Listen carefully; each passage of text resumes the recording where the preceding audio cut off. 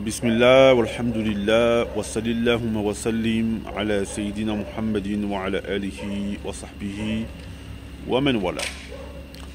Mes frères et sœurs, souvent alors, il y a beaucoup de gens qui disent telle chose est obligatoire, telle chose n'est pas obligatoire, telle chose est mustahab, préférable, etc., etc. Mais beaucoup ne savent pas concrètement quel est le sens de ce mot. Alors, il y a une science qui parle donc du sens de ces mots, et cette science, c'est Usul al-Fiqh, que l'on pourrait traduire par les fondements de la jurisprudence. Alors, qu'est-ce que veut dire l'obligatoire, al-wajib? Les ulama nous disent, les savants nous disent que al-wajib, c'est ce que la religion, l'obligatoire, la chose obligatoire, c'est ce que la religion a demandé de faire de manière donc impérative. La personne qui fera la chose obligatoire sera récompensée. Quant à la personne qui ne va pas faire cette chose obligatoire aura donc mérité le châtiment. Par exemple, faire la salat, c'est obligatoire. Allah Azza wa Jalla nous dit Inna salata kanat al mu'minina kitaban mawquta. Kitaban mawquta. Certes, la prière est pour les musulmans à des heures prédéterminées. Donc ça veut dire que faire la prière, c'est obligatoire. Celui qui l'a fait, il sera récompensé. Quant à celui qui ne fait pas la prière, il aura dès lors mérité d'être châtié. Donc tous les actes que l'on fait, mes frères et sœurs, ils sont tous englobés donc dans ces fondements que l'on va citer. Donc après la chose obligatoire, il y a donc ce qui vient en face de la chose obligatoire, c'est al-muharram. C'est la chose qui est interdite. L'interdit, mes frères et sœurs, religieusement, c'est ce que la religion nous a demandé de délaisser. L'interdit, c'est ce que la religion nous a demandé de délaisser, et là encore, de manière impérative. C'est-à-dire que celui qui délaisse cette chose sera récompensé.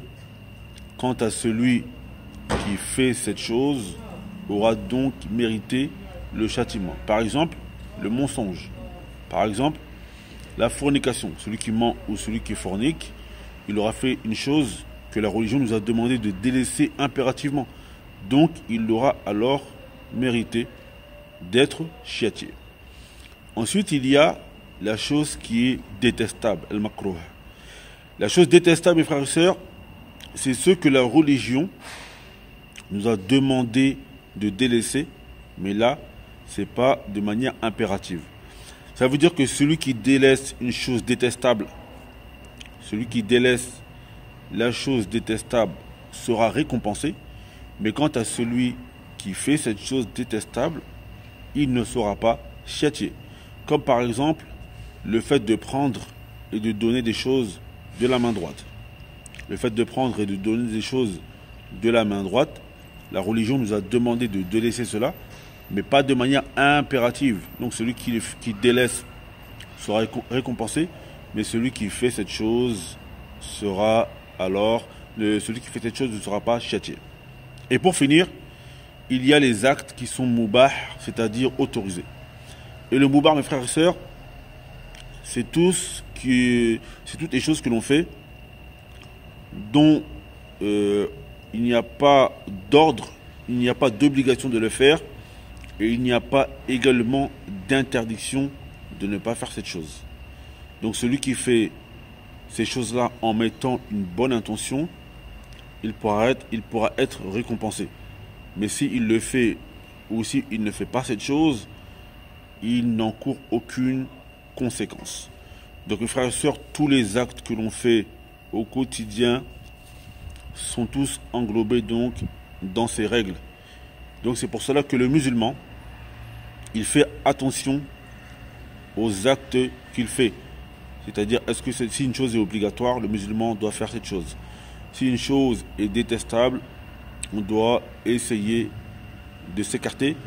Et les ulama nous disent que pour les étudiants en sciences et également pour le musulman qui veut avoir un rang élevé auprès d'Allah, les choses détestables pour eux sont du muharram. C'est-à-dire qu'il peut être châtié pour les choses détestables. Pourquoi? Parce que c'est un exemple pour les gens et les gens donc le regardent. Donc ici mes frères et sœurs, c'était un petit rappel du soir très important sur les usul al-fiqh, les fondements de la religion. On demande à Allah Azza wa Jalla de nous donner la compréhension. Innahu waliyyu dhalik wal qadiru alayhi walhamdulillahi rabbil alamin.